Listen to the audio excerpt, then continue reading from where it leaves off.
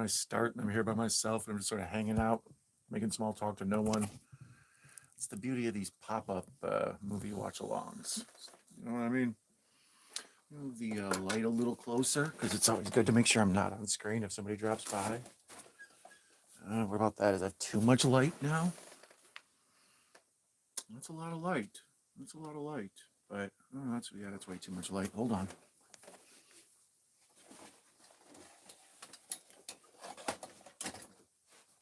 Yikes. All right, let's see. What about that? What about that? Perfect. I'm so good at this. I should be a cinematographer. Let's see. Let's set up the chat and set up the movie. Hello, one person. I'm going to go there. Go to my channel. Live. I believe that's what this is. Let's see how bad they did me on the thumbnail. Not too bad. Not too bad. Usually the thumbnail is the worst. Let me go to mute.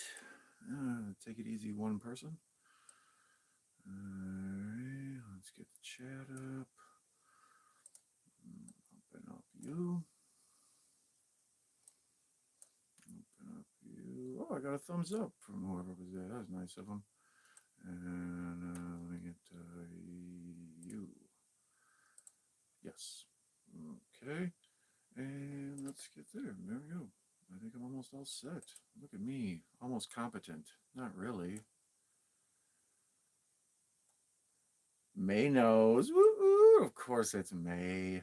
Who better to keep me company right now than May? Hi, May. How are you, dear? Can you hear me okay? How's that? Is that a little better? Talk movies here.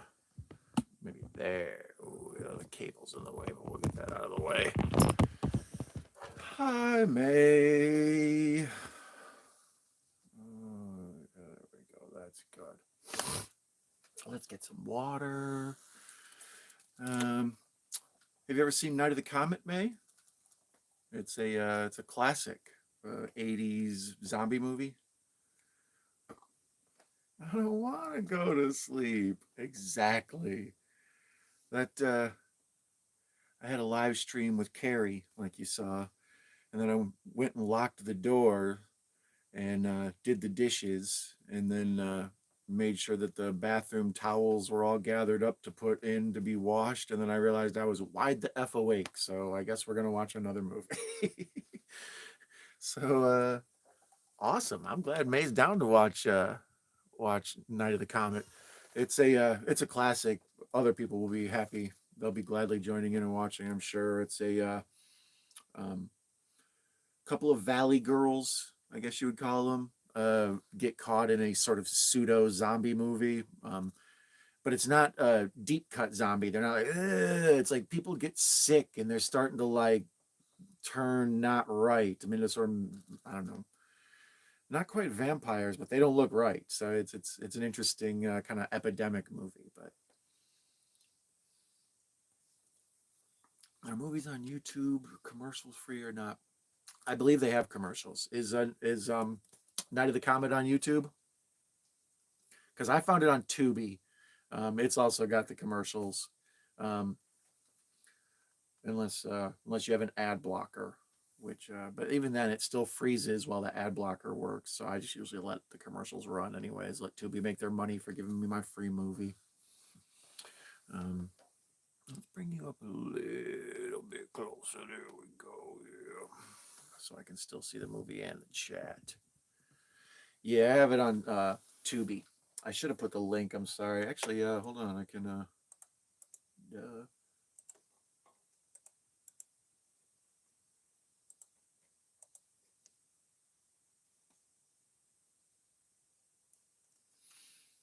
I frozen?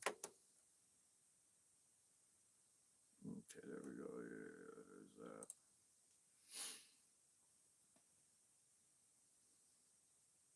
Okay. Yeah, it's a good one. Once you've seen it, it's pretty memorable.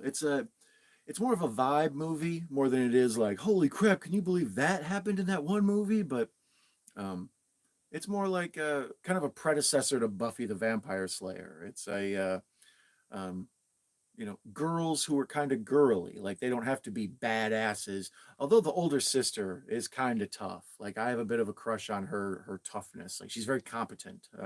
I find that very likable in her. The younger sister, she's like got the cutie pie thing. She's a like a cheerleader, and you know.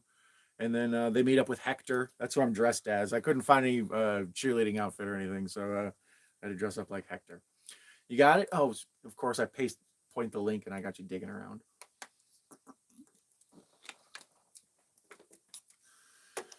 So, what time is it? Exactly 2:30 on the nose. What do you think, May? Should we get her started? Me and you? That's a good ride right there.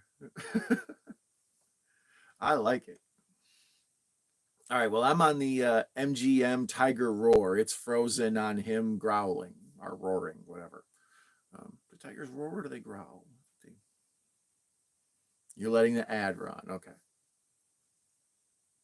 Yeah, let's go. Okay, if you got the tiger up, or when you got the lion up and paused on the lion roaring, let me know. And we'll do the old 3, 2, 1 from there.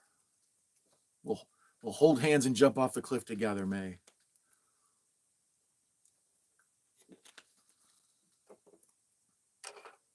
But I do have a Labatt Blue.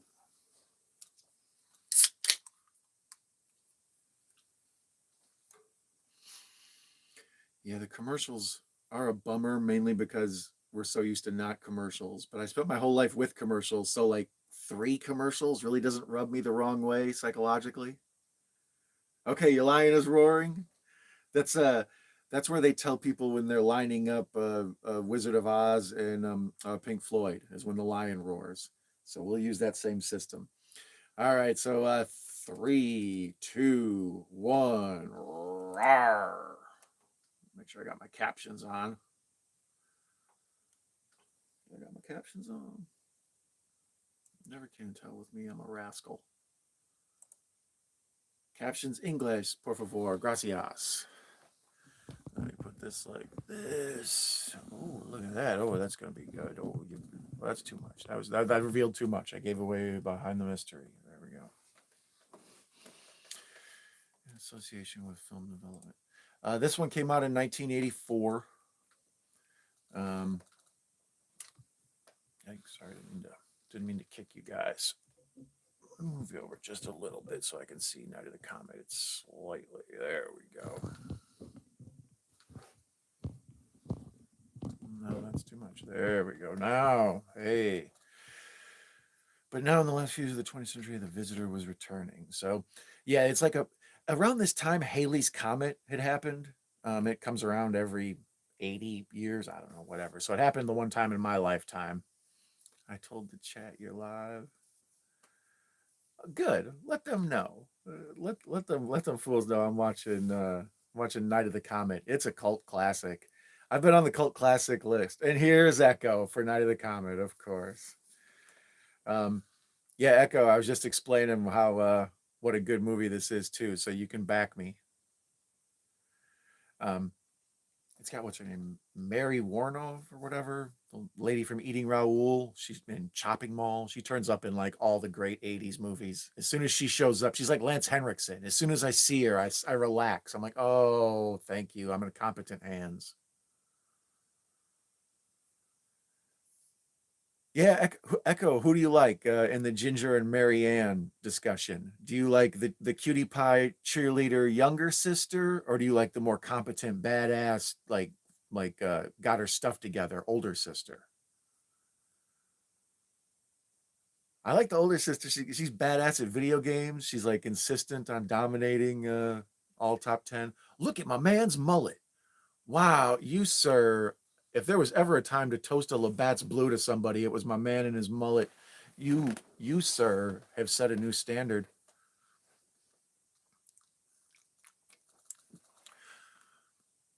So yeah, the plot is a comet's going by. Everybody's celebrating it. It's kind of like what do you call it? 9/11. Yeah, they were all celebrating 9/11.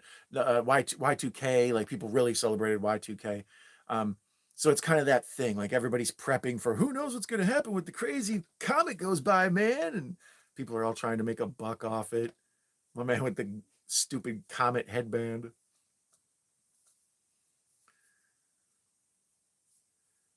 Echo likes, yeah, the younger sister because she's in Chopping Mall as well. Yeah. Both of these women, they show up in horror conventions all the time. I've seen both of them. What's her name? Catherine, Mary. Oh goodness, what's her name? Kelli Maroney and Catherine Mary Stewart. And then Hector is Robert Beltran, and Mary Warrenoff is, yeah, the woman who's in Everything Awesome. She's like a seal of approval.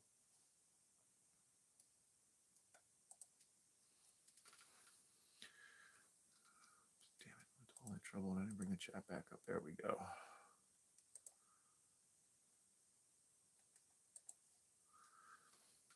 Okay, that's better.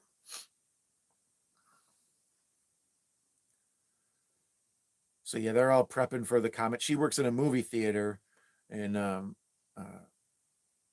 hook is she's gonna sleep in the what is it, the movie vault, or is it the projectionist room? I think it is. And then because of that, it's lined with lead. So they come to conclusion that the lead protects them from the comet. Oh, DMK, you SOB.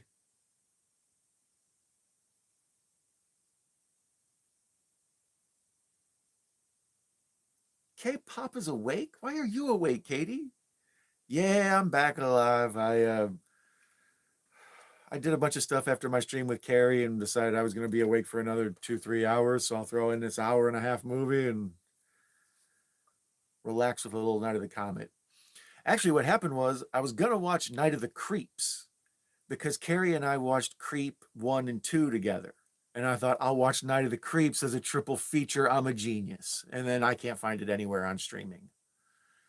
So I have it on DVD, but that's kind of mean to do to y'all. Like if hey, I'm watching a movie that nobody else can watch. Here are my thoughts on it. So yeah, I didn't want to lock out everybody who didn't own a physical copy of Night of the Creeps. So it'll turn up on HBO or somewhere for Halloween because it's got that Halloween vibe to it. So my cleverness had to go on hold. But while searching for Night of the Creeps, I bumped into Night of the Comet, and I was like, even better.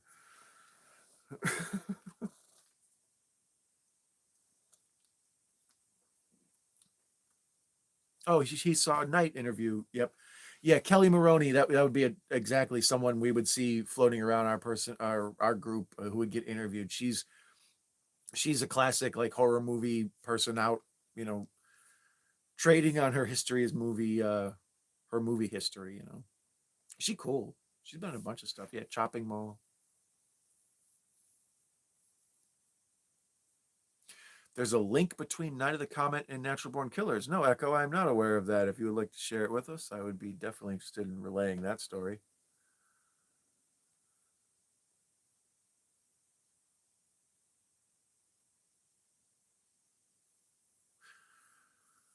It's an interesting choice to name her Reggie. I kind of like that.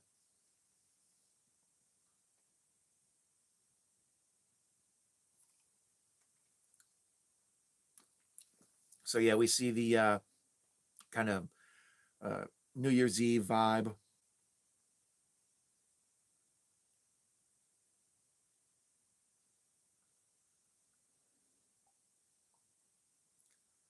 Oh, Katie's on the same plan as Carrie was earlier, where she sleeps in little bits and pieces. Yeah, I get into that rut too. It's a rough one.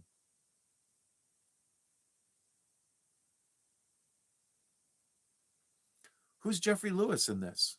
Why do I know that name? I didn't realize that was Juliette Lewis's daughter or father.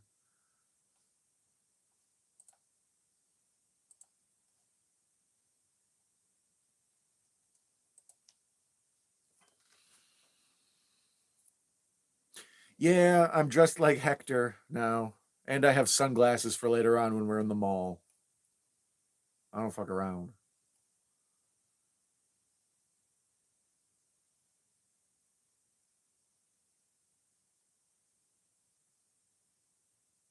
I like this because this is appropriate amount of 80s. Like whenever they do throwback 80s now and try to do like nostalgia 80s, everybody has to have like the most absurd hair or the most crazy shoulder pads. Like, no, I mean, this was at the time, this was from 1984. So everything looks what the traditional 80s is supposed to look like. She's 18. My ass, you're like 34. No, actually, she's probably early 20s because she's still young looking now. Jeffrey Lewis is the head scientist. Okay. The science stuff is one of the things I love about this movie is that whole like underground lab where they're trying to solve it all. It's good.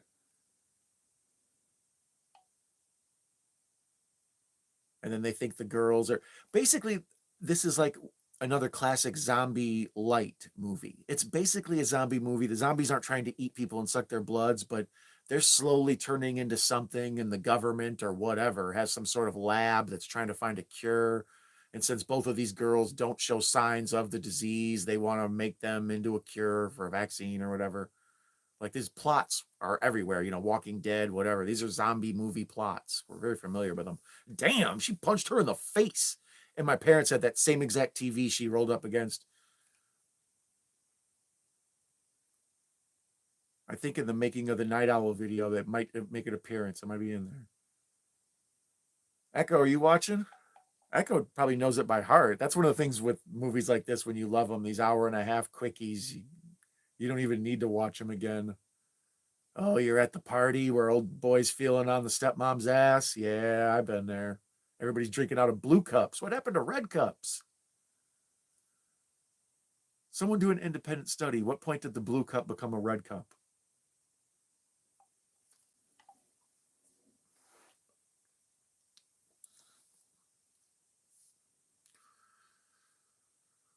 I can't remember what old boy's name is. The projectionist she's fooling around with. He's in a bunch of stuff too.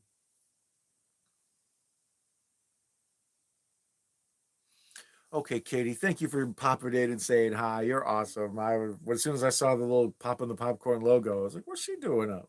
So thank you, sis. You rule. And for dropping by earlier and raiding the chat and all that. You guys, you kick ass, Katie.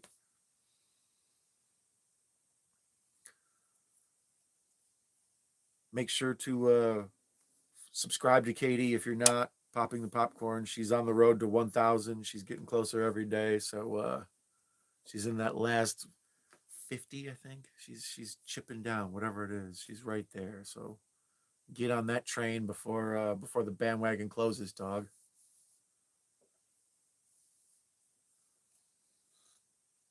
Look at them; they're all just astonished by the comet.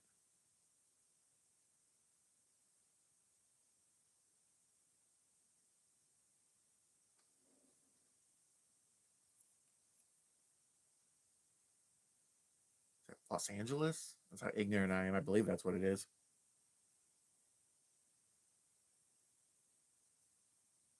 That's a nice shot though. Like they must have got this at like 4 a.m. Put up a roadblock for 2 minutes, get the still shot.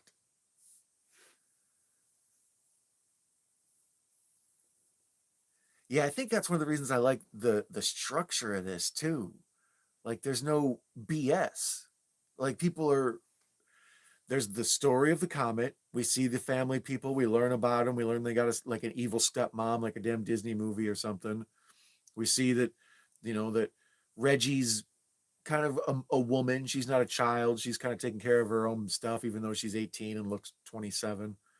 Um, that's that same clown that torments Pee Wee when his bike got stolen. That cameo. Well, anyway, so they have the comet party or whatever, and then next thing you know, just everybody's gone. The life after Earth or life after people stuff they used to have on History Channel. I love all that. What happened if everyone disappeared?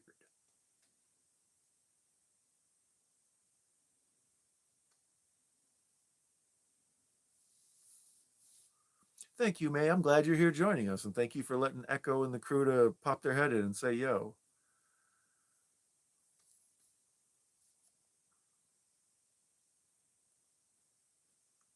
piles of just red dust everywhere.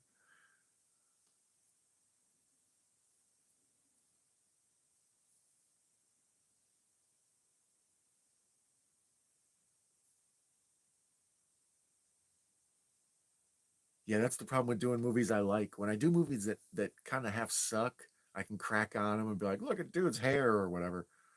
But this movie, I'm gonna get entranced in what's going on frequently. Like, oh yeah, there you go. I knew it was around Haley's Comet because I was a kid when this came out, and I was a kid when Haley's Comet happened. So, uh,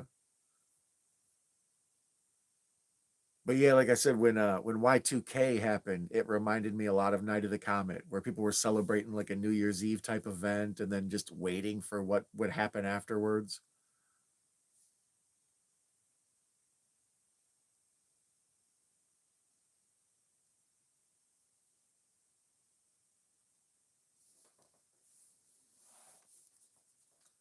So he's going to go out into the life after people world. I don't really get the zombies or whatever you want to call them. They just have some sort of a rage to them. Like I don't think they're after blood or brains or any agenda. I think they're just sort of angry and want to generally attack people. They're like losing their mind or something.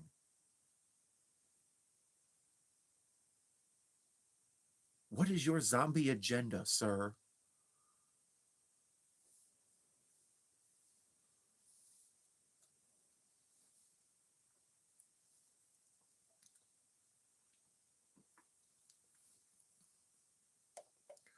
I can see I made the carpet buckle behind me over here, and it's going to bother me all stream.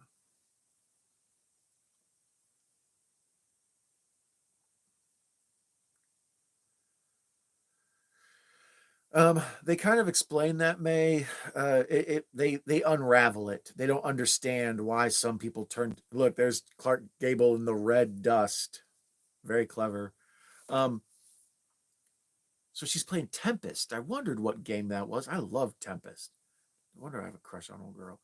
Um, uh, they figure out later on. They think that the reason the girls don't get turned into whatever, turned into red dust or partial red zombie people, is because they're in lead lined rooms.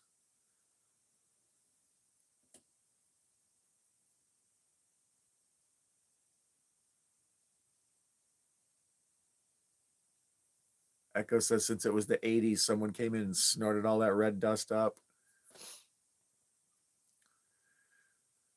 Oh, let's see. So she pokes her head out to see what's going on with the world and realizes no one's around. There's a poster for Death Race 2000, which ironically was the alternate to this. When I couldn't find Night of the Creeps, it came down to this or Death Race 2000. So this movie delivers on all fronts.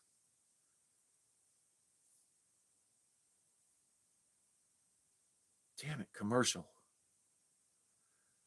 To be why I oughta.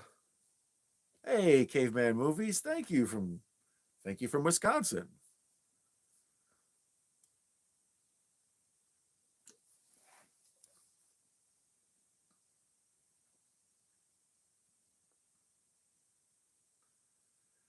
May got the commercial as well. Yeah, I'm riding it out.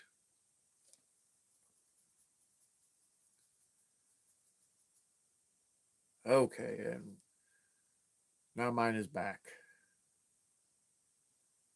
Yeah, I've got it on DVD as well. I might have it on Blu-ray. I don't know. It's back in the ends over here. Um, uh, like I said, I like to do stuff that's streaming. So if people want to watch it, they can get along, they can get in on it. I try to find stuff that's streaming for free. Sometimes if it's on a big service like Max or Netflix or Prime, I feel like that's such a huge portion of the audience has those. But yeah, I don't fox with anything too small. Hey guys, I got a Shutter exclusive for you to watch. Unless the Shutter people want to pay me, then yeah, I'd be happy to. Holler Shutter. Sorry, I didn't mean to kick you guys. It happens. Echo's the same with watch alongs.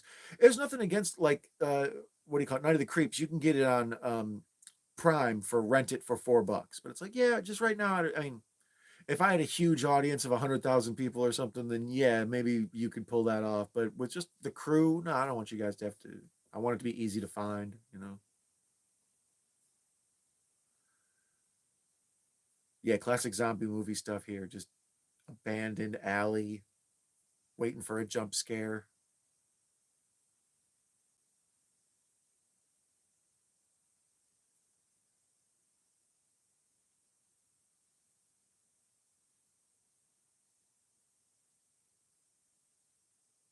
You hear something's coming. Yeah, this looks like straight out of a episode of The Walking Dead right here.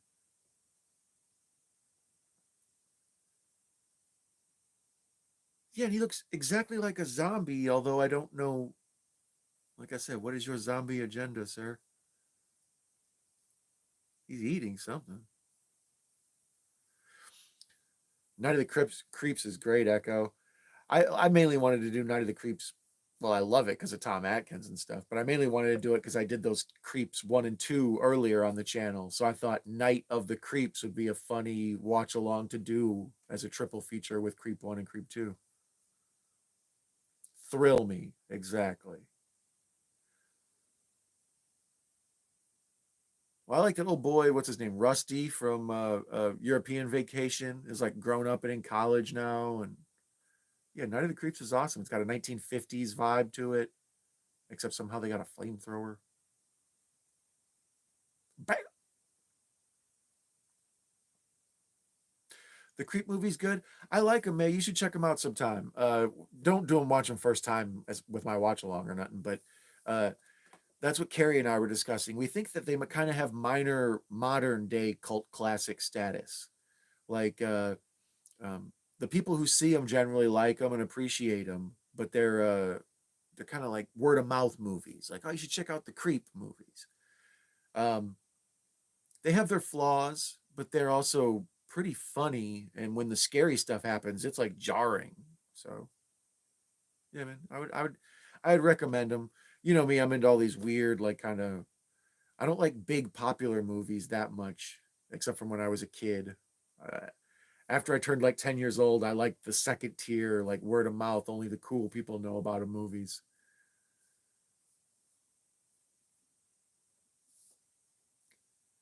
Terrifier 2, I did like Terrifier 2. It was a bit long.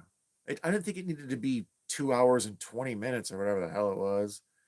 But I thought it was cute that they gave Art a daughter or whatever the hell you want to call her.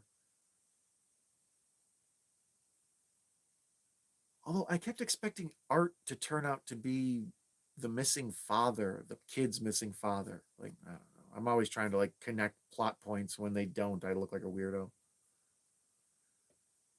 Yeah, she's just got badass vibe to her. She's riding the motorcycle around post-apocalyptic town, like clearly um, rear projection. I was gonna say chroma key, but yeah, rear projection. Oh, but by the way, Gregory Pale Kid, thank you for joining us, dude. I know you don't get a chance to drop by a lot. That's cool you're here. I'm glad you liked it. It's nice to have you. Same with caveman movies. Caveman caveman's cool. He's new to me. We just followed each other recently. Thank you. Normally those two posters are Kill Bill 1 and Kill Bill 2, because I like the way they look, like the red and the yellow posters together. They look really cool. Um, but I knew I was going to change them to some sort of horror movie posters coming up for October. So I just stuck those Star Wars and Idiocracy in there because both of them make me happy when I look at them. But I'm sure I'll find something spooky to put in there for October.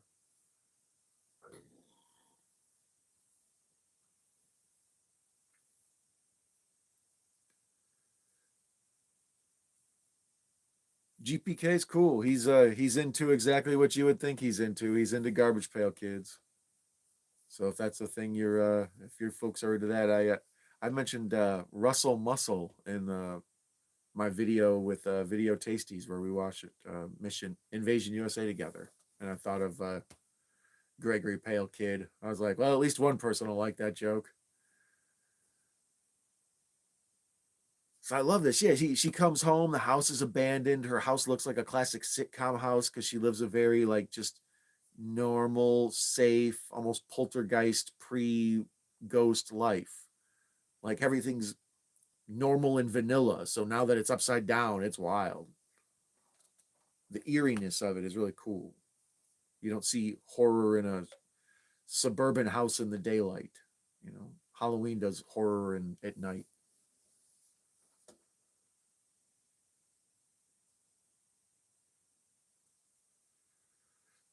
That is crazy timing, Felissa Parham. Damn. The magnetosphere is going to collapse before 2085. I'll, of course, have to double check that, but damn, that sounds like a real bummer. Thank God I'll probably be dead by then. Anthony Chabot, what's up, brother?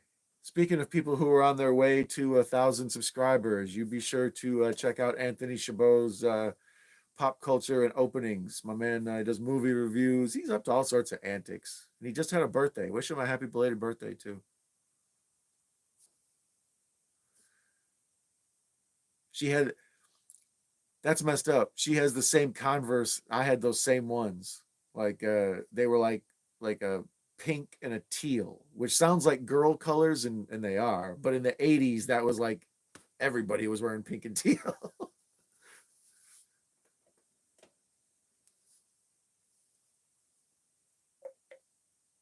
Thank you for wishing Anthony a happy birthday, Mayan. You're awesome. And be sure to wish everybody Mayan's daughter a happy birthday, as long as we're throwing all these happy birthdays out. They intentionally turn the boombox away from the camera so they don't have a logo to get charged for or give a free ad for. I love that. She finds the leash and then a pile of red dust. What do you think happened? Mr. Bones, Boglins. The fuck?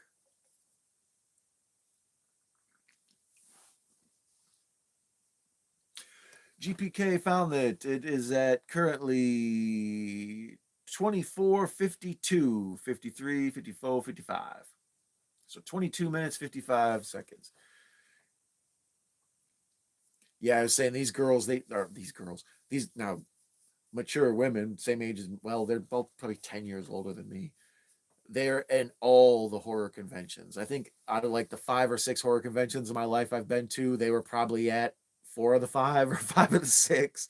So it's just like, yeah, the Night of the Comet girls, they're out there. And what's her name? The brown haired one, Catherine, whatever. She looks the same. Like her genetics are amazing. I don't know whatever she was doing, but Keith Richards should have done it. What the hell is her name? Catherine Mary Stewart. See, that's why I forget. That's a hard one to burn into my brain. And the other one is Kelli Maroney. Get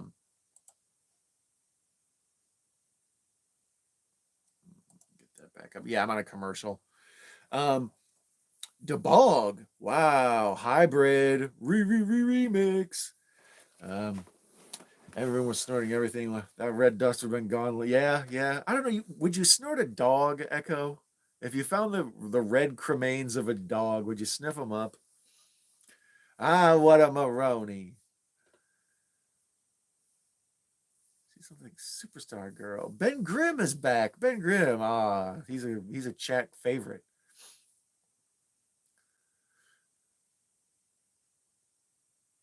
They got the cordless phone. Oh, never mind. Now it's turned around, even though it was before, and it says Toshiba in big letters. So they know someone is at the radio station.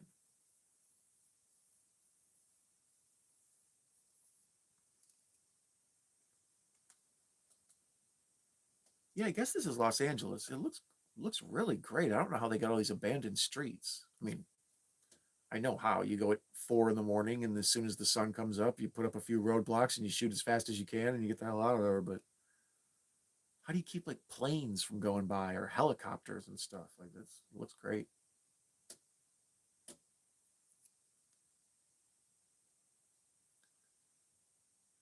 Wow, Echo ate cat food on a live stream. So if you guys ever want to see somebody eat cat food on a live stream, you go ahead and check out um, Echo's channel and see if you can dig that up. Echo, you're a moderator. If you want to post the link to the cat food eating video, you go right ahead. Einzelhaft, you need to watch this movie one day. You haven't seen this one? It's only an hour and 35. It's one of my classic complaints about modern movies. They're all too long. When I was a younger night owl insomniac person, some nights I could watch like 4 movies, no problem. Now, if I get 2 in, it's a miracle. If Christopher Nolan has 2 movies out at the same time, that's going to take 2 nights. Martin Scorsese comes out with a new movie, I have to like take a day off. There's Hector.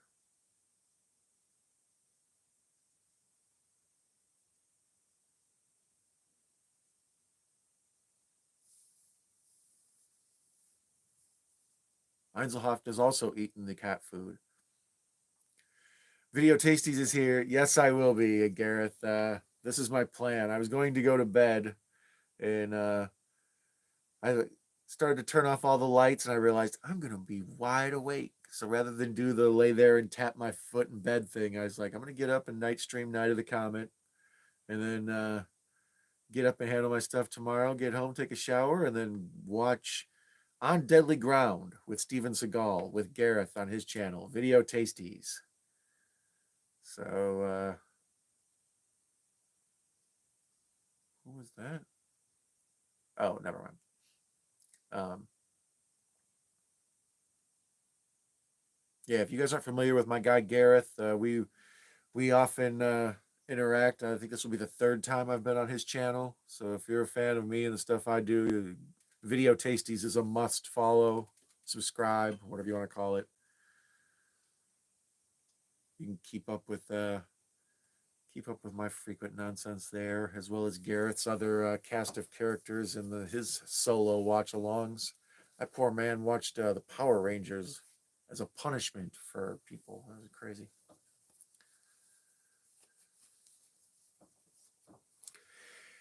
Gareth, we were discussing earlier, right now is like breakfast time for you. Could you do a watch along at like this time of day, or is trying to like dissect a movie when you first wake up to I don't think I could do it. I don't think my brain works until 3 or 4 hours of trying to work.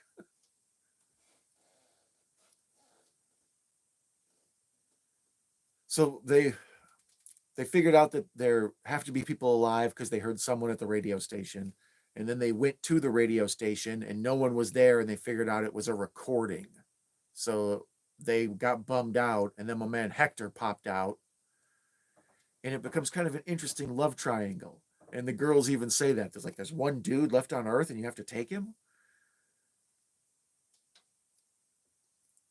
But it's so funny to me how people act like, casting like a Latino lead would be a very progressive thing to do. It's like, yeah, we did that like 40 years ago. Like, Hector's cool as hell. And that shirt, look at you, girl. Are you like the second in command on the Enterprise? You look like you're about to fight Chuck Norris. I'm one to talk. Gareth says, not a chance, right? When I first wake up, I can't look at a movie and think about it and like verbalize. Like that was a really cool shot with a mirror and stuff. For the first 3 hours of being awake, my brain wouldn't even recognize that mirrored shot. There's the same mirrored shot, and you can see it in the background and not see the camera. That is a hell of a shot right there. Yeah, this whole composition of everything is great. Where am I at? At the 3108 mark, when they're at the DJ or the radio station, whoever, there's all this mirror stuff with neon lights. It's excellent. Yeah, Gareth had to watch Power Rangers as a punishment. I showed up like a half hour left and metaphorically held his hand because you could see he was suffering. He was so confused. He's like, now who is this? So yeah, be sure to check out Gareth's channel tomorrow, 5 p.m. Eastern, I believe, for he and I watching On Deadly Ground, the Steven Seagal movie. Let's be honest, it's a Michael Caine, John C. McGinley movie. John C. McGinley or just John McGinley? Whatever. I might even wear the ponytail wig again. We'll see. We'll see what kind of mood I'm in.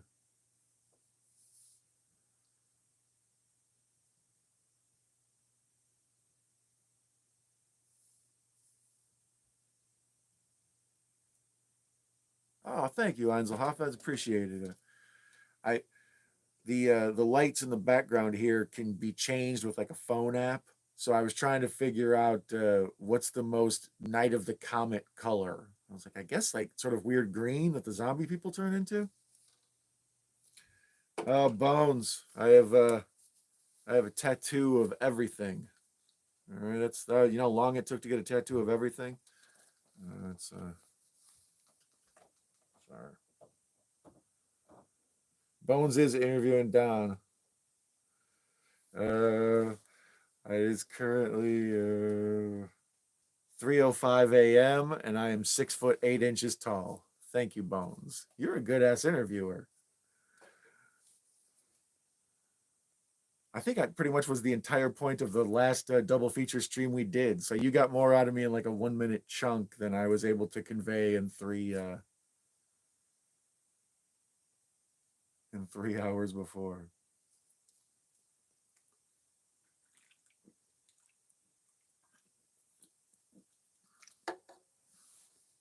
Okay, now the commercial jumps off. I'm in the middle of killing my beer. I will create the 10-minute environment speech from Seagal from memory. Yeah, Caveman, definitely check out Gareth. He's kind of like me. He knows he's a big fan of these 80s cult films. You know, the stuff that people just watched maybe once or twice and fell in love with and nobody even remembers now, or these ones that only, like I say, the cool people in the know of. Everybody knows Jurassic Park or you know, Freddy Krueger, but you got to go deep cut on these Night of the Comets or Charles Bronson 10 to Midnight. 555-4487. What is my current view on the economic situation in West Bengal? Specifically, what do you think about the current peaceful trade in the area? Man, that is a sticky situation. Oh, thank God it was a joke. Whew. I was about to pull something out of my butt there. I can't believe you were able to freestyle that question. You need to work for Reuters.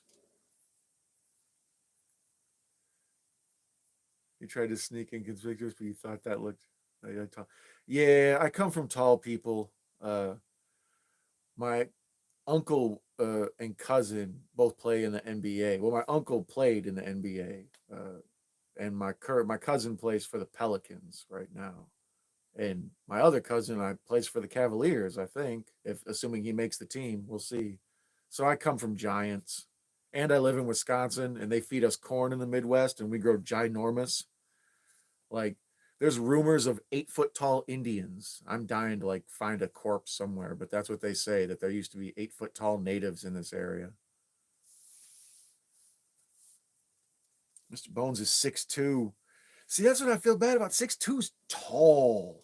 And to me, everyone just looks normal size. Like no one's height ever is like, I feel so short or whatever. It's like everybody looks short to me, unless some big Victor Wembanyama dude walks by and I'm like, gee, look at that freak. What are you, 7'9"? Um, I love all this, the I don't know, Day of the Dead or whatever you want to call it, where these people have sequestered themselves in this barrier, and then they realize later on they didn't clean the filtration system or set up a filtration system, and they get it too.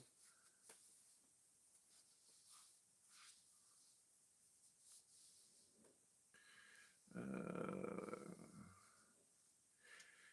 yeah, Ansel have to.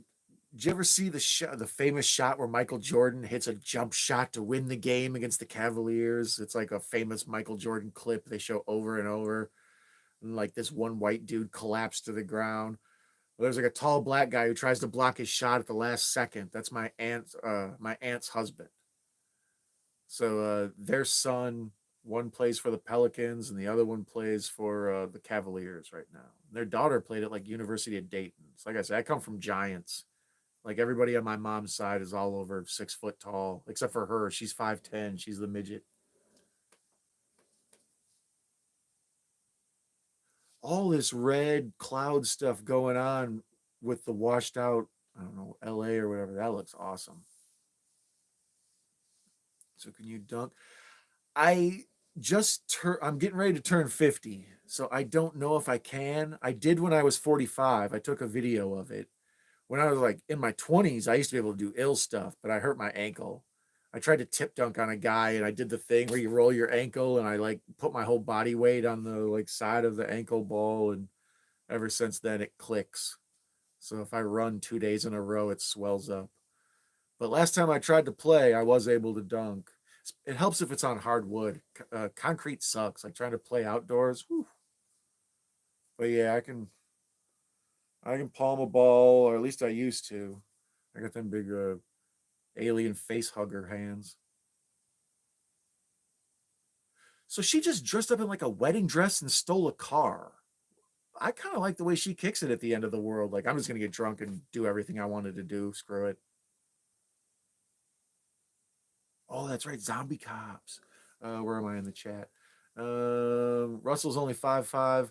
Like I say, Russell, to me, everybody's small unless they're taller than me, in which case they're a giant. It's like the old George Carlin thing. It's like anybody going slower than me is an idiot. Anybody going faster than me is a crazy person. Like everybody's smaller than me unless they're not. And in that case, they're a freak. Echoes 5'7". My dad was 5'10". My mom's 5'10". But my dad was the run of the litter in his family too. So I love this. She's gonna try to hit on these cops, and she realizes they're zombie cops. This is genuinely scary, where they're like grabbing at her legs and she like bites at his hand and stuff. This is all, you can tell it was filmed in a studio with a smoke machine, but it looks great. Psych, nightmare. Um, Caveman 6'2" and a 68 model, so 80s is my jam. Nice. Caveman, I like it. Yes, these are Mayann's movies. Just let me know when you want to come pick them up, Mayann, because I'll start boxing them. Let's see. The Simpsons parody? I haven't, been Grimm. I imagine it's great. Was it a Treehouse of Horror? Russell's got 17 years on me. Can you dunk, Russell? I would like to see it. GPL says, GPK says LPL. Is that later people? I don't know. So Don, how is Nightbot? I don't know. She doesn't come around here. She knows, she ever she's trying to make it clear that we're not together. So, just she's not trying to lead me on by showing up at these chats. Are there any zombies in this, or are they just in dreams? Well, there's the one at the beginning when she comes out of the theater. She's attacked by a dude that looks exactly like a Romero zombie from Dawn of the Dead. Um, and then he's even holding like some meat or something, or a dead cat or something. I don't know. I was talking, wow, hubba hubba. Sorry, I got distracted by boobies. It's men. I can't help it. Um, uh, but yeah, all her stuff is like jump scare, um, like Nightmare on Elm Street stuff. She keeps having the same recurring nightmare. And then when they get in the mall, there's that James Woods looking dude. When I was younger, I was convinced it was James Wood. Only as an adult, I was like, oh, that's never mind. Let me see. He's on. He don't know. We'll never know. Echo. That hurts May. Treehouse of Horror. It's a famous one where Homer kills zombie Flanders and admit he didn't know Flanders was a zombie. Oh, that's right. Recently discovered it's a great 80s movie with Donald Sutherland and Suzanne Summers. Nothing personal. It's very funny. Okay, cool. Um, I of course, like everybody from the 80s, I have a thing for Suzanne Summers. Like Suzanne Summers from 80s and 90s. It's just one of them like iconic women. Like whether you even like her or not, you just learn to like her. It's like the McRib. Um, First of all, Knight identifies as they. May's May's reading me the riot about my dating a bot, or at least trying to date a bot unsuccessfully. Like I said, for like old girl in Night of the Comet, I like these women. They're in charge. So Nightbot, I like the way they run a chat. This is from the director of Captain Ron Without a Clue. Wow, that's a wild one. Captain Ron, I could see. Um, Clue. Look at Without a Clue and see what I see about that. I don't even know if I know Without a Clue. Thom Eberhardt? Eberhardt? He's a Thom. So he became a Tom, but he was very insistent that everybody knew he was a Thomas. Oh, Without a Clue. That yeah, okay. He also did. Oh, he was the writer of Honey, I Blew Up the Kid. Okay, Without a Clue. Yeah, Michael Caine, and there you go. Yep. I remember this. I rated it a 5 out of 10. That's brutal. It's a 6. I'm better than that. Let me get back to my man. Man's grossed out because she has no shoes on in the bathroom. It's okay, man. It's a dream. But yeah, I wouldn't go in a public bathroom with no shoes on either. That sounds horrific. I mean, yeah, everybody being dead and the zombie people and stuff, that's scary too, but you, right? Captain Ron is actually, I might need to give that a rewatch because it seems like it's stupid, but I feel like it's in that weird like hangover uh realm of comedy where it takes itself maybe slightly too serious. There's that whole like political military guerrillas subplot and stuff. There's like a pirates thing. It's a bit heavy for a Kurt Russell Martin Short movie.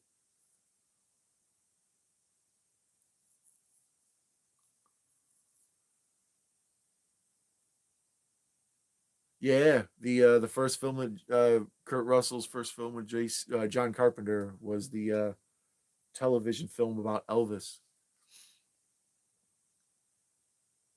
Yeah, I think that's when they started enjoying working with each other.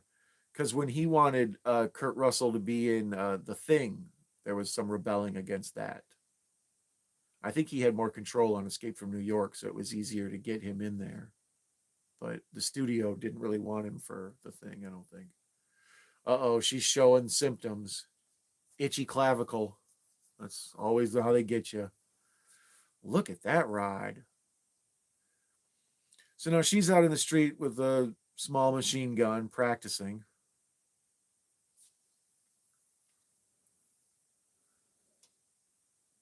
Mayanne is applauding Russell's knowledge about John Carpenter and Kurt Russell, as anybody who has John Carpenter and Kurt Russell knowledge should be applauded.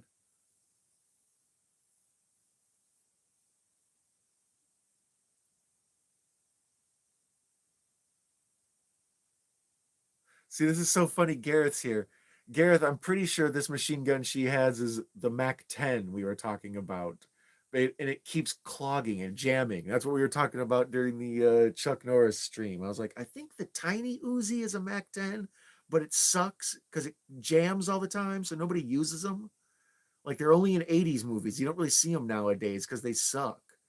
They look cool as hell. It's like a handgun that's a machine gun. It's neat. But like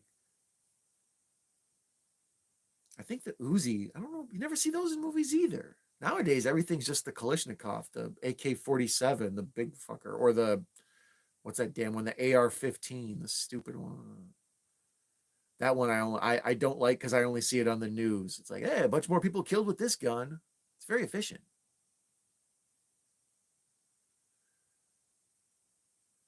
And here's classic movie dialogue. If you need to have a conversation with someone, you take your butts up to the roof. It's like whether it's the room or it's this or it's friggin' Juice with Omar Epps. It's like, if you need to have a discussion, you go up to the roof because it opens it up for scope. Like the same reason I have all this crap going on behind me. It's like, if there's something interesting behind what the people are saying, when you get tired of listening to them, you can look at the city or whatever. But if it's a living room, you have to look at like a vase or. So here's where Hector goes home, and his family, are they gone? I remember he gets attacked by like a little girl, I think. This is total Romero stuff too. And his family's Latino, so they're listening to Feliz Navidad.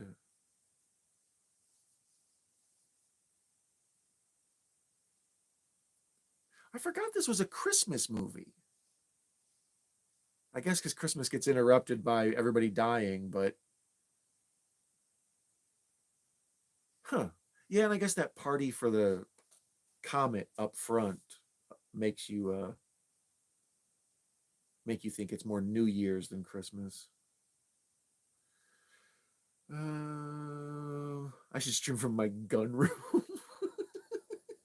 Exactly. It looks like what's it called, the Kingsman or whatever, when they just got the big closet with all the guns in it.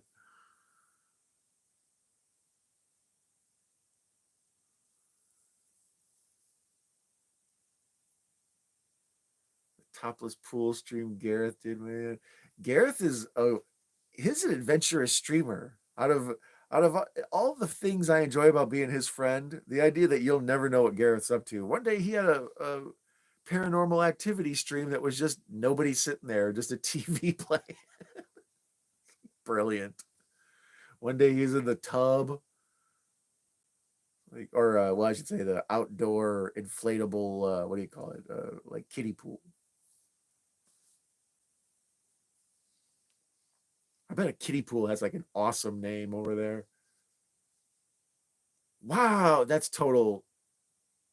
That's funny. He opens the door, he sees the zombie kid standing there, and instead of like freaking out, he just closes the door, like, no thanks. And then the little kid zombie runs in, although I'm pretty sure this is a tiny woman stunt person, I think. Because if they made an 8-year-old do this, they're mean.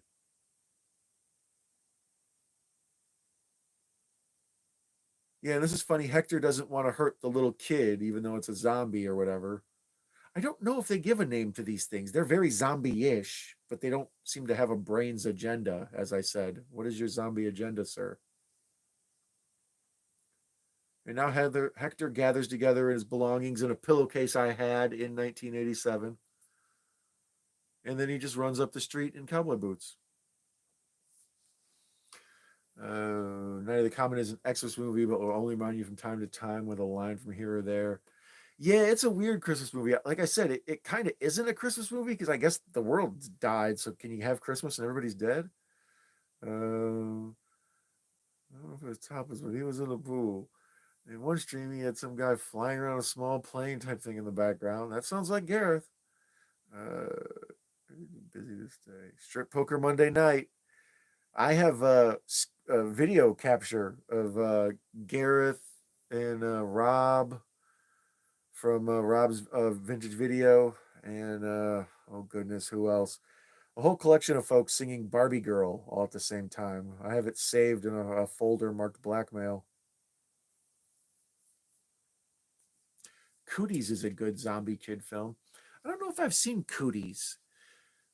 See, I get like when they start getting names that sound similar, like Cooties and Spookies and stuff like that, they run together in my brain. I don't. Yeah, Gareth, I got you. And Rob, I'm a Barbie girl in a Barbie world. Uh huh.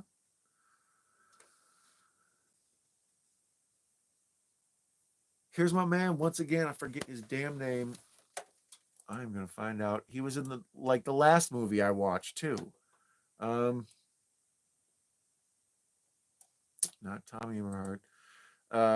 Where's Night of the Comet? There we go. See if I can find dude's name. He's in everything. What is his damn name?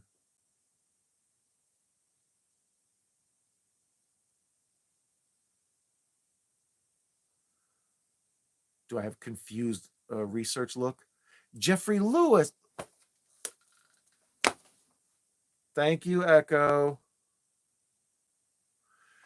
Echo explained to me earlier that this is Jeffrey Lewis. His daughter is Juliette Lewis, which I never made connection before, but as looking at them, it's like, well, yeah, duh, look at his face.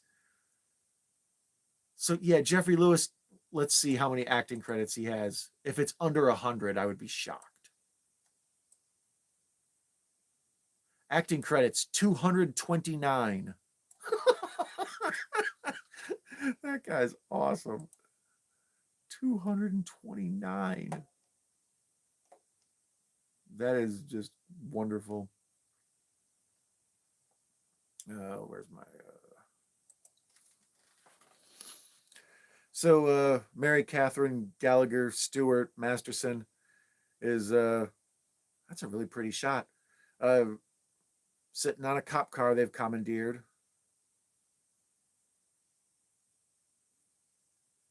Mayanne is very disappointed at me that I never realized that Jeffrey Lewis was Juliette Lewis.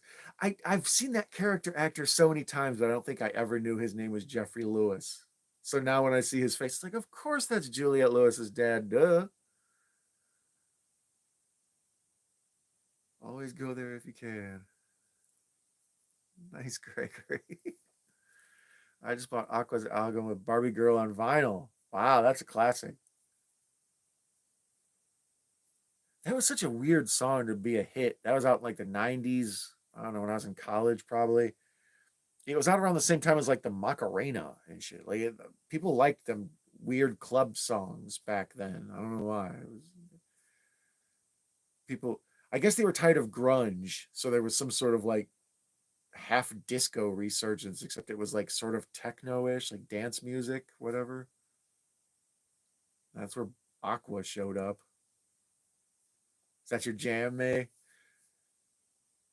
That creepy dude always bugged me. Like, hello, Bobby. Let's go to the mall, Bobby. What are you gonna do to that girl? You're creeping me out.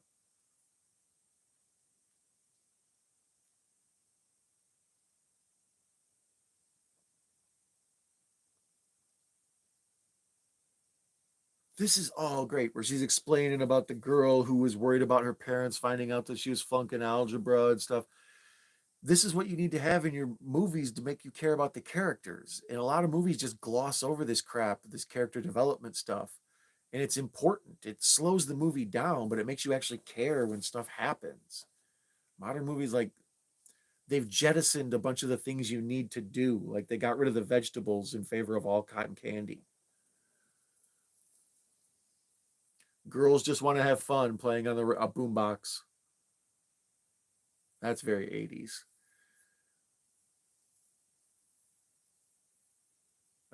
Video Tasty says, I remember Jeffrey Lewis from such films as Tango and Cash, Salem's Lot, and Any Which Way You Can. I remember him as a frequent Clint Eastwood collaborator. That's how I always think of him. It's like, yeah, he's in a bunch of Clint Eastwood movies. They must have been buddies. But 229 acting credits. At that point, he's in more stuff than he's not. Like there's an 83% chance anything you watch will have Jeffrey Lewis in it. I like that they had to almost fight, and then they decide the way to fix this is go shopping.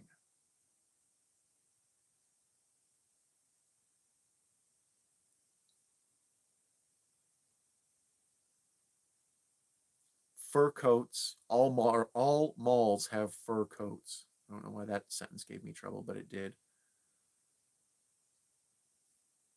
So for some reason, the older sister has got like a Bonnie and Clyde outfit on. She's got like kind of a sparkly beret deal. I like it.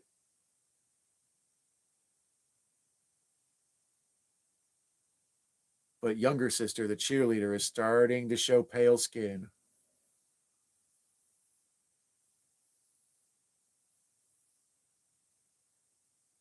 And here's not James Woods. Actually, he looks like not Eric Bogosian. There's a deep cut for you. Not Adam Carolla. Sure, not Adam Carolla. That's what we'll go with.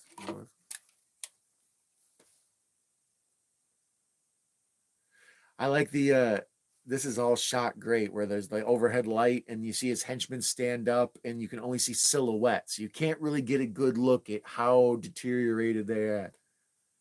How many credits to Samuel L. Jackson? Have you ever been to a rave? I Yes and no. I don't know what you would call a rave. I've been to a huge, giant dance party with pounding music, but I don't know if that's a rave or a pounding music dance party. Echo Zero, subscribe to you as well. Oh, let me see here. How many credits does Samuel L. Jackson have? That's a fine question.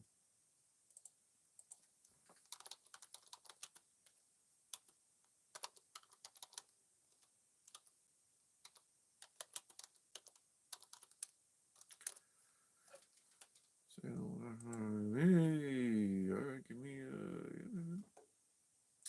he has been an actor 208 credits. So he's behind Jeffrey Lewis at 229. So he needs to do another 21 movies to catch Jeffrey Lewis. Attaboy.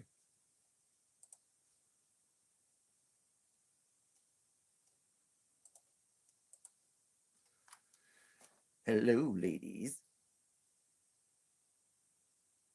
Yeah, there's this creepy. I don't know how you would come up with the idea that the overhead speaker noises at a store could be scary, but she's badass right there. The gun, the ridiculous 80s MC Hammer genie pants on. Ugh, a commercial. You're kidding me. As soon as she's ready to kick ass. Going to be on the panel with Gorafo watching 5th on October 3rd. Awesome, Russell. You dirty rat. Yeah, not Adam Carolla. Get her, boys. Yeah, his henchmen are tough. They shoot up a bunch of Louis luggage. Yeah, he does. Actually, I got to. So she starts throwing high heels at him, even though they got machine guns.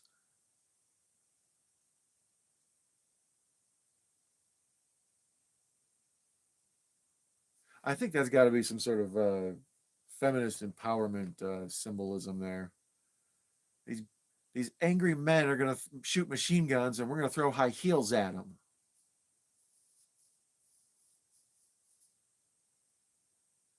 All the mannequins in the 80s looked like 80s women. They all had like crazy hair and the shoulder pads and stuff, I guess. Oh, she got him there.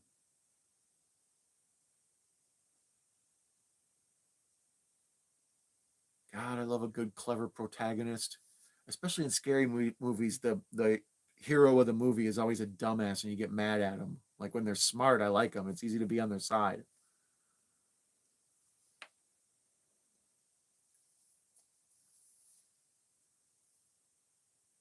Professor, greetings and salutations, sir. Wearing glasses while cruising the internet. Is this the Matrix? It pretty much is. The professor. It's nice to have you here, buddy. I was like, when I started this stream, I was like, oh, the professor might drop by. So it's nice when you prove me psychic. I feel better about myself. Once again, being smart. She's trying to convince him. We got friends coming.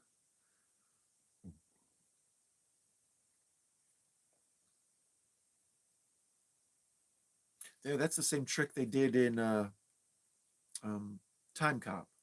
You shoot something inanimate, but you either shoot like a shirt or a person or something, but when you shoot it the right way, it makes the same impact as if a person got shot. I don't know why.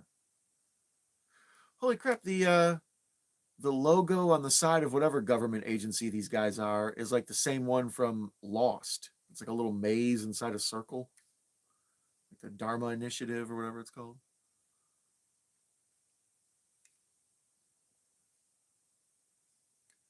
Yo, Pro.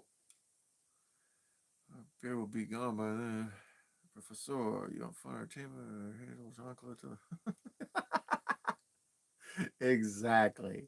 Thank you, man. That is excellent uh moderating. I wanted to call it mentoring. It's mentoring too. you're looking out for Macabro, and I like that. Someone's got to take Macabro under his wing. Now, that is awesome moderating. Thank you.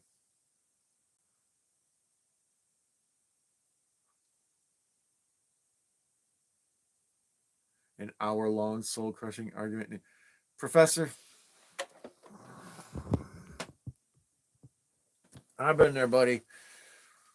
They're brutal, aren't they? You're in the middle of them, and you're like, I just want to be out of this. That's how they get you. That's how they get you to capitulate. Your desire to not be arguing outweighs the desire to be right. It sucks. It's like the war. How bad is your resolve? Yeah, this guy's total Adam Carolla. And he's got an ascot and a smoking jacket on, and I'm suddenly team him.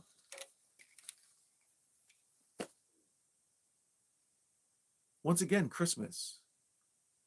Yeah, the mall stuff, it would make sense. And the older sister has captured Eminem. Or is it the real Slim Shady? Because he's the Slim Shady. All you other Slim Shadys are just imitating.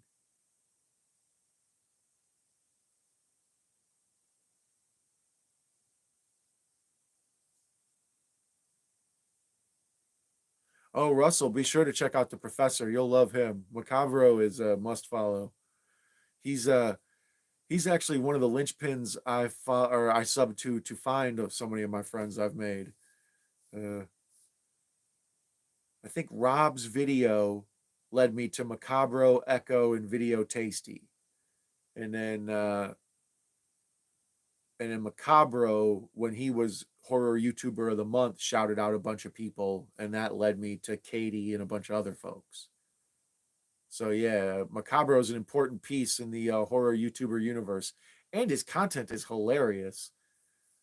He's got like 9 different multiverses going, so I recommend prepping yourself on the Macabro verse of madness immediately.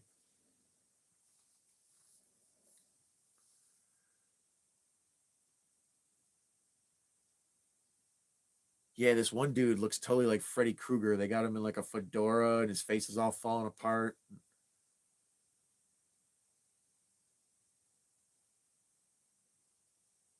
And this is a cool part of the lore they established. Like, one of the things Tarantino talks about on the commentary track. Oh wow, talks about on the commentary track for From Dusk Till Dawn is like, you need to talk about the lore of vampires, not just jump straight to vampires. And like with zombies, they always just jump straight to the zombies. They don't talk about the lore, like figure out what makes them what's different about these than other zombies or whatever. So this movie establishes that as you're slowly turning into a zombie, or you whatever these people are, whatever these decayed post-apocalyptic folk are, mutants, as they're mutating, the sun and light is hurting them. So you start seeing people like take out glasses and put it on. It's a tip off, like, uh-oh. Oh, you're welcome, Macabre. You're my man. Actually, I regret it. It occurred to me today to message you and tell you how effing awesome you are. And I got busy with all my damn streams and I didn't get around to it. So rather than me typing, just take my verbal, you're effing awesome, and then that physical hug. And then we'll call it even on Christmas.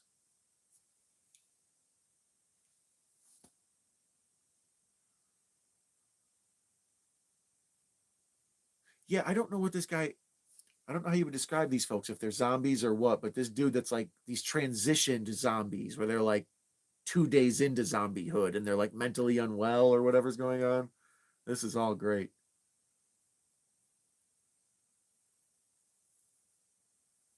Comet people. I guess you can't call them commies. That's something else.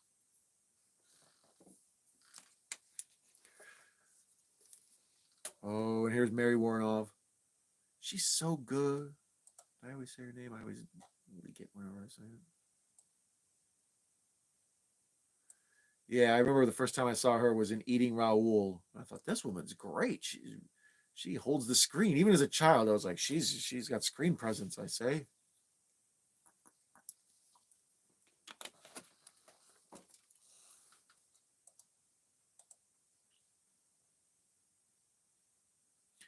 I haven't seen Cruising with Al Pacino. I want to. That's one I'd never heard of.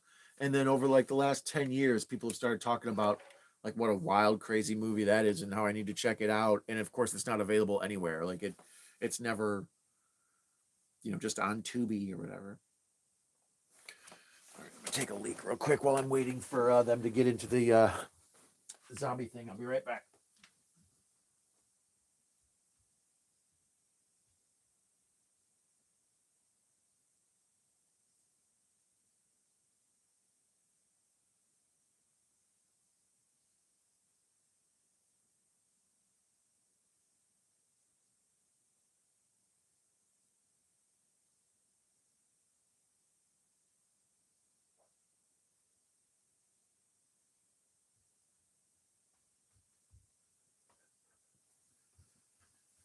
All right. There.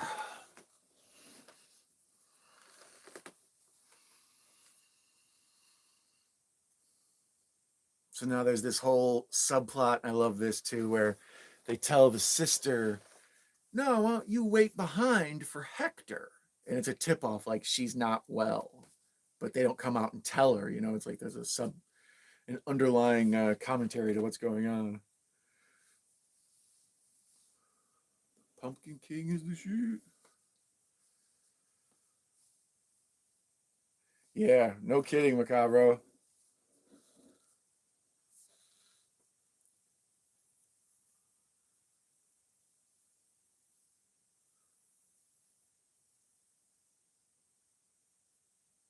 Okay, good. Yes, you people should be subscribing to Hobbs Horror as well. Mr. Bones.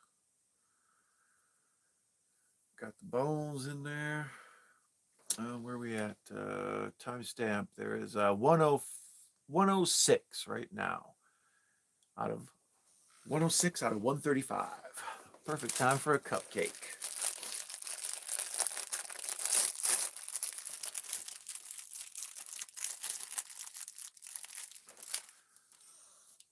Birthday cake flavored cupcake.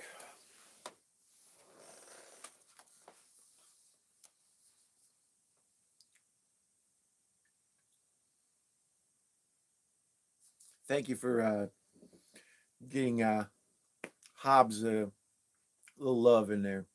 Where the fuck my cupcake? There you go. I'm sorry.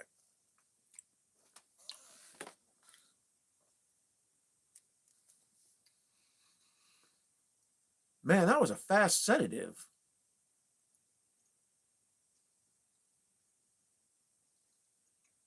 So here we make it. It makes it seem like Mary Warnoff has killed old girl, but it's just a trick. She knocked her out.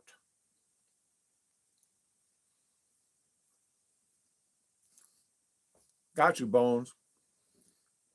Nice enough to come hang out in the middle of the night, man. At least I can do is give you, hey man, have another bite of cupcake, dude. Yeah, have the creamy bite. Actually, there you go. That's the good part. I'm gonna wake up tomorrow and be like, why the fuck is there frosting on my phone?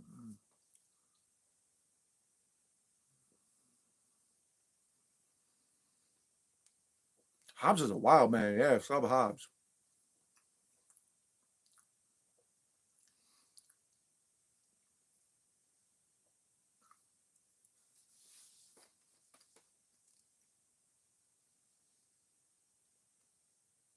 Once you get like coveralls with patches and name tags, like you're either a janitor or part of a troublemaking group.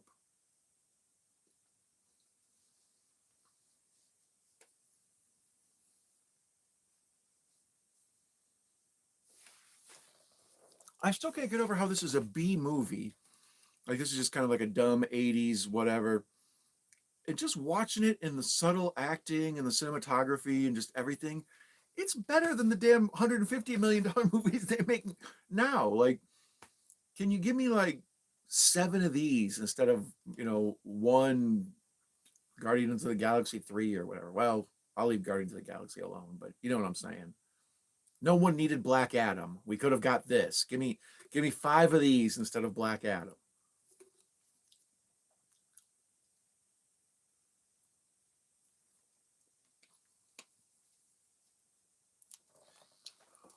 And now somehow Hector found a Santa Claus suit. Hector, you are a rascal, sir. Macabro says movies were just better in the 80s. I'd like to say, no, it's just us being old men yelling at clouds or whatever, but there really has been a fundamental, like, they discard things that are important. Like, I think they decided to cut the fat on stuff and try to like give us more of what we like, but they got rid of the important linchpins that make stuff work. Like, I don't ever care about people in movies nowadays, but all these old ones, I still am like, I hope Hector's okay. I wonder what happened to the people at the radio station that we never got to see. Hope they're okay. Yeah, man, the damn commercials. One hit me a minute ago, too. It meant to be like big budget, but didn't catch on. Maybe it's the B movie feels bigger. The cast is so reasonable, and it's what is this, 83? Although IMDb says it's 84. So Tubi and IMDb are arguing over what year it came out. Um, that is a great call, Macabro. I was talking about that earlier. I was going to watch Night of the Creeps because I had watched Creep 1 and 2 earlier, and it was going to be like kind of a, typical Don dad joke. Like, I watched Creep 1 and 2 and now Night of the Creeps.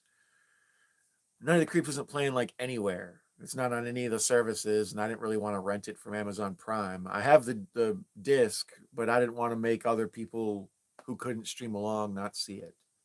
So when I was looking for Night of the Creeps, I stumbled onto Night of the Comet and went, perfect. Coming soon to Tubi, the Echo Thong commercial. Come on down to Chubby's this week. Little tiny hot dogs on the buffet. Chubby's, where the cakes are always just right.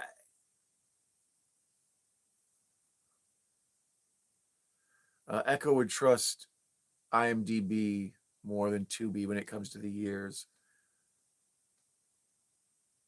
Yeah, Tubi. I don't know. It's whoever programs it into the computer. Whoever does the data transcription. When they bought Night of the Comet, they had to upload it like a YouTube video. Just somebody didn't care. They don't care about Night of the Comet like I do. Don't they know about Hector's plight? He had to fight a child zombie thing ish.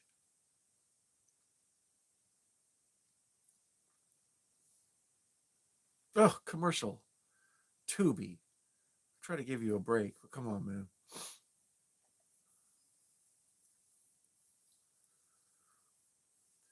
Yeah, I don't know. The first time I saw this was probably cable. I didn't see it in the theater. Actually, I saw this on VHS. That used to be the old model. Is it'd be out at the theater, and then it would go to hotels and video on demand or whatever, um, pay per view. We just called it, and then it would show up on VCR, VHS, and then cable. So I think this was probably a VCR for the first 3 or 5 day rental, and then when it was on cable, damn, did I watch the hell out of this movie. This was one that it was on like Cinemax and HBO or Showtime or whatever all the time, but then it would also be on like USA. It would also be on TNT. Joe Bob Briggs probably hosted this movie a good 3 or 4 times.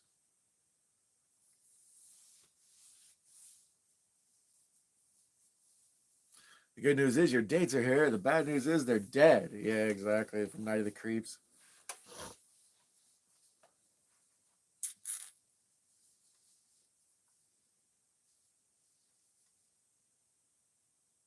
Yeah, I like all this where we see that their brains start getting foggy when they're turning into whatever these things are. Zombie light. They look like zombies. Actually, they look almost like deadites, like the way their eyes sink so far into their skull and stuff. Their cheekbones all sink in.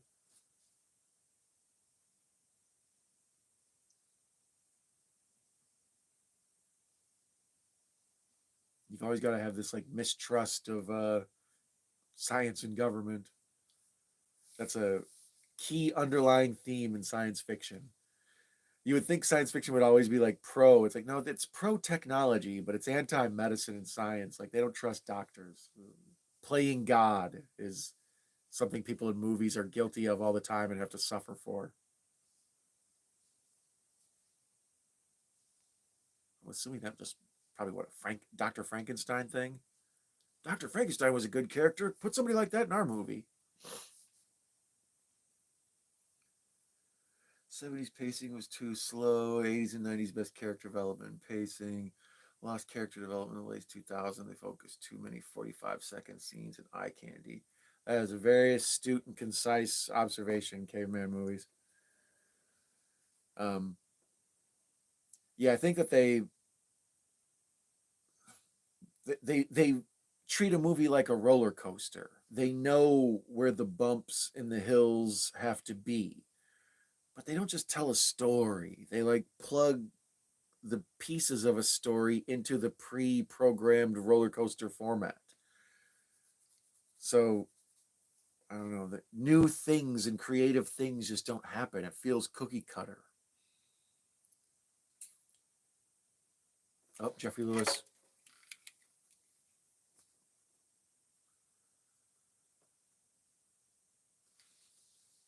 So why is this girl turning? They don't know, May. The younger sister has signs of being a zombie, but they can't quite figure out why. They seem to think maybe, the shed she was in wasn't quite as durable or steady as the one that the older sister was in. She was in like a lead lined room or whatever. But it's all unimportant. It's all MacGuffin stuff. Like, how come I have it? Nah, they don't. It's just makes the plot go. Macabre rented Night of the Comet on VHS back in the day and then caught it again on TV. I don't own the physical media. So I know. I don't know if I have it either.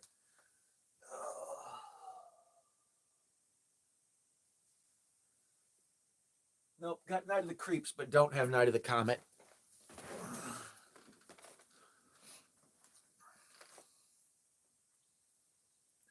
I thought I had Night of the Comet on Blu-ray. I guess not. Because I was going to get it signed. Like I said, the two main women in this are often at horror conventions, and it occurred to me, it's like, well, bring Night of the Comet with you and get it signed.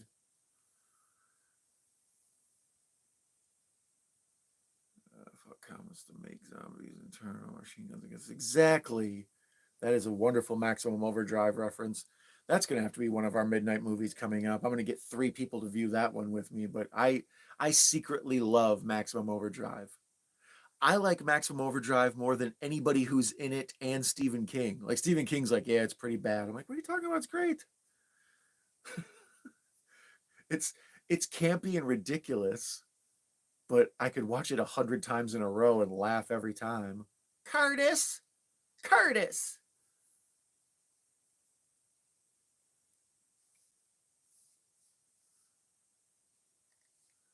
The name of the island with no cars on it, the stolen from Dawn of the Dead island. Is that what it's called? I have the steel book for it. 70s movies are good. They have better according to most film historians, they say that by the 60s, well, through the 50s and the 60s, the studios developed, just like I said, they have a cookie cutter program and they just kept making basically the same movie over and over again, but they would just plug in a new story into that same plot structure. And after a while, they were like, had no success. So in the late 60s, they kind of turned things over to a new crop of filmmakers, the first ones who had ever been raised on film.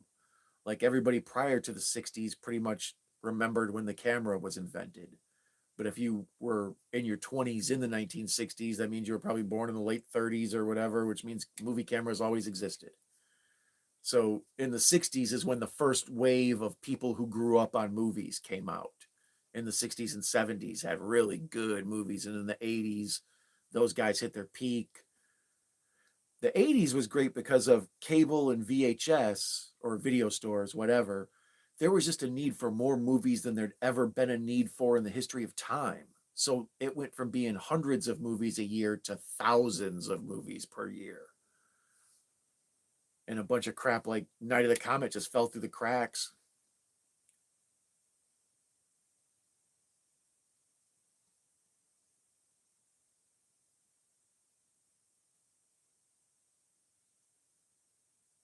So I get when Hector rolls up and he's like, "So she's not dead. She's just knocked out." Like, was he trying to pimp her out to her, like, or to him or whatever? That was a weird scene. Man only sees those movies on watch parties, otherwise I get bored. 20 years later, the name Haven was used for a TV show based on another one of King books. Yeah, Haven.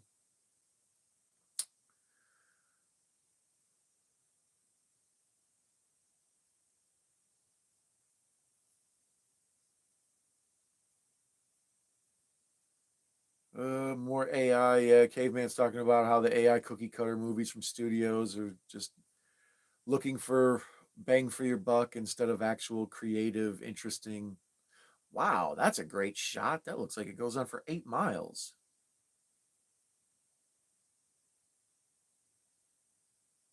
Yeah, I consider this to be like a Corman level production, but every now and then they hit me with some stuff like, damn.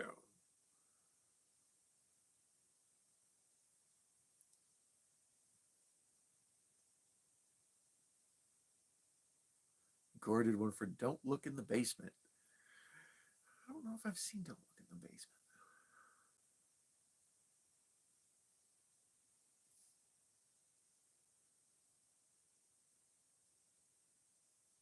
Why would there be all this smoke inside of the military base? We keep it nice and smoky in here. If it's not foggy, we can't work. No, the machine, I think, is.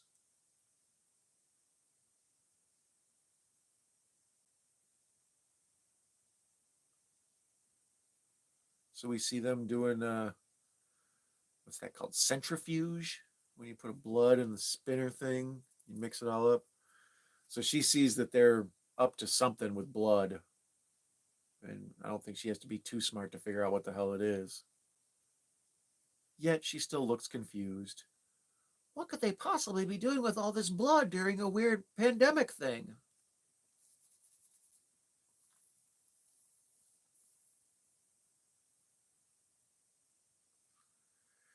Yeah, Echo, I know it's for mood. That's what I was joking about. Like, why the hell would you have a military installation full of smoke if it wasn't on fire? That's why I like Tony Scott's movies. He overfogs everything. It's like, are people just sitting around chain smoking in these rooms? In the 80s, they may have been.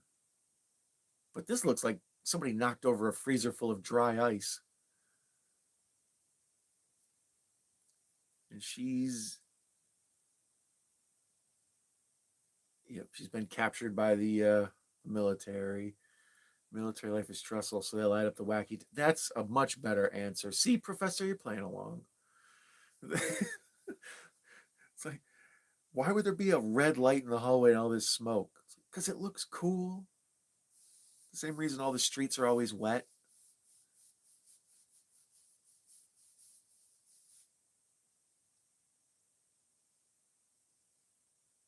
Yeah, I remember this where Hector blows up all these cars. What was the budget of this? Let's find out. By golly.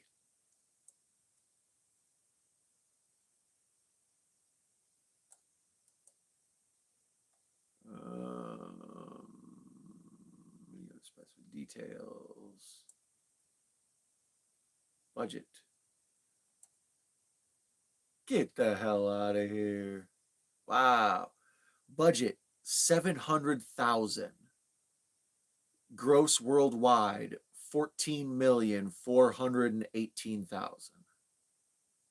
So $700,000 is the estimated budget on that. Wow. Yeah, so it is a Corman level budget and they are killing it. This is great. I would be so mad if I was the producer of a Star Wars movie right now. What do you mean that cost $240 million? This cost 700,000. And we got Mary Warnoff.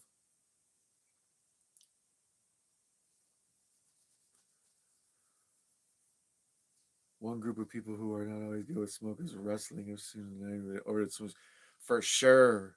The 90s was bad because they used to shoot off all that pyro and they were in indoor stadiums. So the wrestling arenas would just get filled with pyro smoke. And then the damn Undertaker would come out and drive his motorcycle around the ring and fill it up with exhaust. Like, yeah, those indoor arenas, and Vince don't care. Huh, let him die, pal. We all got to go some way. Do I like the Raid Redemption? Oh yeah, I love the Raid. Oh, for sure. Let's plan that for after Halloween movies. Because in November I'm gonna need something to detox from horror. And the Raid Redemption would be a great double feature.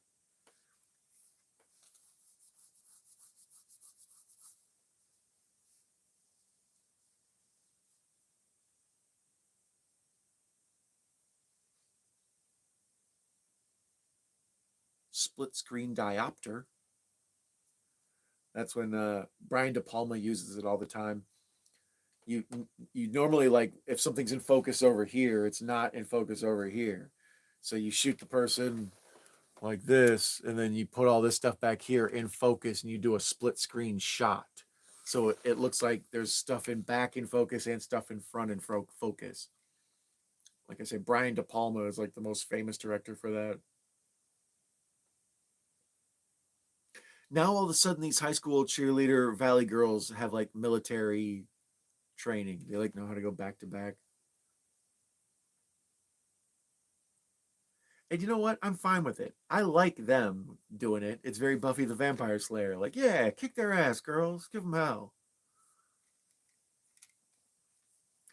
The Raid is amazing. Double feature with Dread. Ooh, that's actually, yeah, that'd be a damn fine one. I've often see, Professor, you and I, we're kindred spirits, my friend. I often compare the Raid movies with Dread.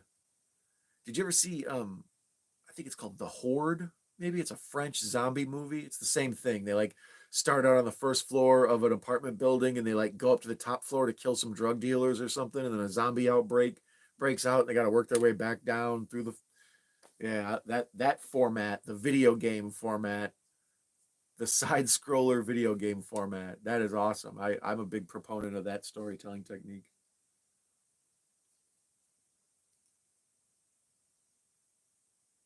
And of course they're in the middle of like escaping from a, like, I don't know, whatever, a hostage group, and the one lady's complaining about music. It's like, oh, I hate this song.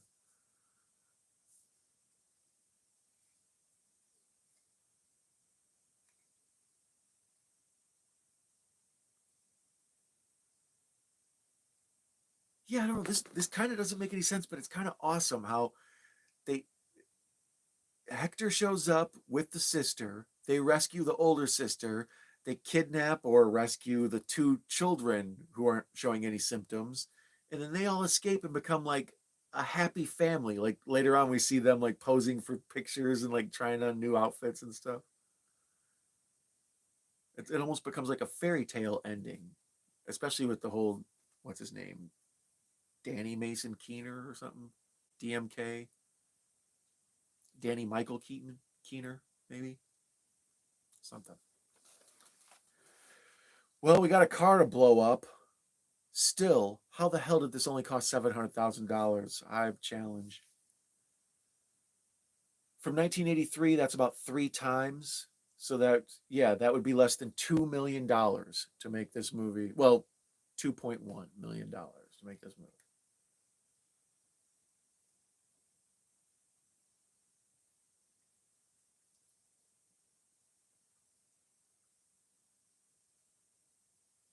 I like how they'll just stop and watch the exploding cars like it was a Fourth of July.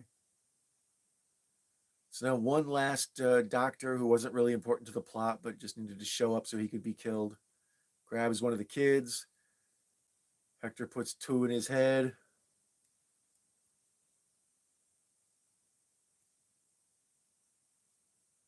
Hector was a cop in something too. I can't remember. I'll find out right now, by God. What else do you do, Hector? Uh, Robert Beltran. He's currently on Star Trek. I know that, or whatever, or was on Star Trek. Like, Deep Space Nine, maybe. Hector had 60 acting credits. You know, Jeffrey Lewis.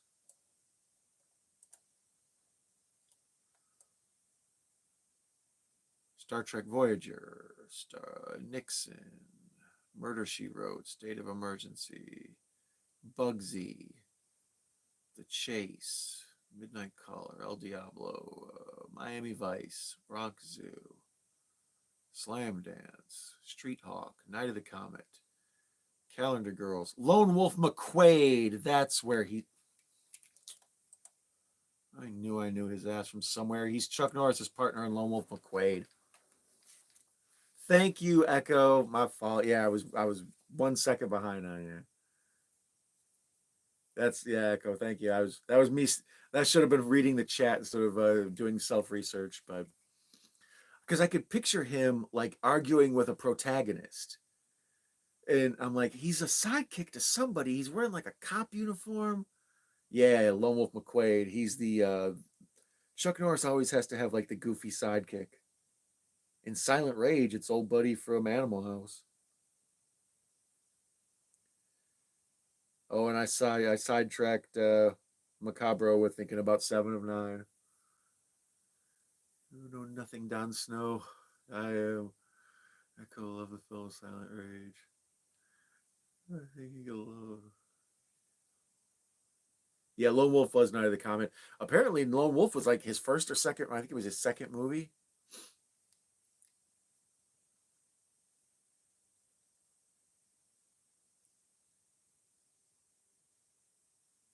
Yeah, this is too funny. We don't walk against the crosswalk. Everybody is dead. What are you talking about? And then she almost gets hit.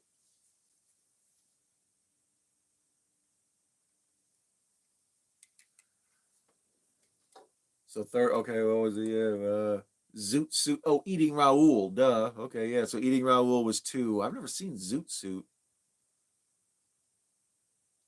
And then yeah, a bunch of TV stuff.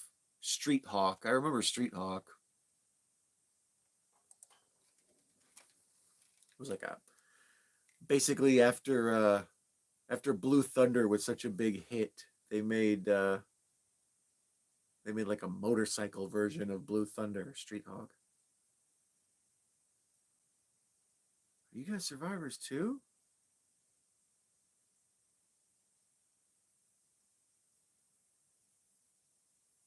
Hey, great car. Thanks. I have 23 of them.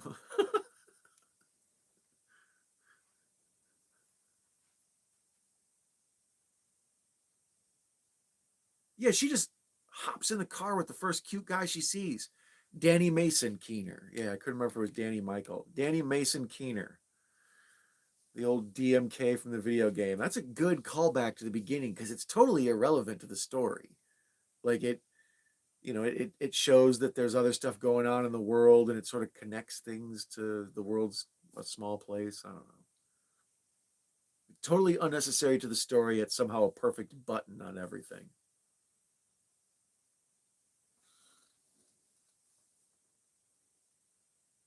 And then they completely break their own rule and go stand in the street. And now they're going to play football. Well, the boy and the man are going to play football. The two girls are going to stand on the sideline and pretend to be cheerleaders because this is the 80s. Also, Kalia says Chuck Norris' first one was Breaker Breaker. Exactly. Was it? Um, oh, shit. Swamp Things? So that was Night of the Creeps, an hour and 32 before the credit comes up. So yeah, barely 90 minutes to get through that. That's awesome. I like it. I like it. It's late. I might be drunk. My memory of shit. Was Breaker Breaker before or after he fought Bruce Lee? See, that's what I was on. Is I couldn't remember like what all Chuck had done prior to like because he was a karate champion for a long time, and when he was a karate champion, I think he was like I don't remember. I wasn't alive then. Russell says Bruce versus Chuck was a great fight. Chuck's hairy shoulders always throw me off in that fight. It's hard for me to concentrate. Karen Robert watching Nightmare 3 tomorrow night. Ooh, I'm a fan of Nightmare 3. Uh, it's the Dream Warriors. I might have to drop by for that. Um, you take care, Echo. I appreciate you coming by, buddy, and giving me information on Robert Beltran. I don't know. I don't know who else would have had my back on that. So May's about to go to sleep in 5 minutes. Yeah, everybody hanging out and going to sleep at just the right time. I appreciate it, y'all. But yeah, thanks for joining me for the second watch stream of the night. If you need more content, there's on my page. I watched Creep 1 and 2. You can watch those on Netflix. Tomorrow afternoon at 4 p.m. Central, 5 p.m. Eastern, I will be on Video Tasty's channel watching the Steven Seagal classic On Deadly Ground. Tuesday night at 10 p.m. or sorry, 11 p.m. Eastern, I'll be watching Scanners with K-pop. Mayan, I appreciate you too. You get to be what you get. So yeah, all sorts of Don stuff lingering around. My heart goes out to Professor Macabro. I'm sorry you had to have a rough day. I hope things go better, and I hope tomorrow is even 10 times better. Russell, I appreciate you hanging out, buddy. It was cool. You hit the other chat earlier, and now you're here again. You're the man. So yeah, I think May said it best when she said, "Have an amazing night or morning." So I think that's a perfect way to put it. Good night, everyone. Thank you so much for coming along. Bye-bye.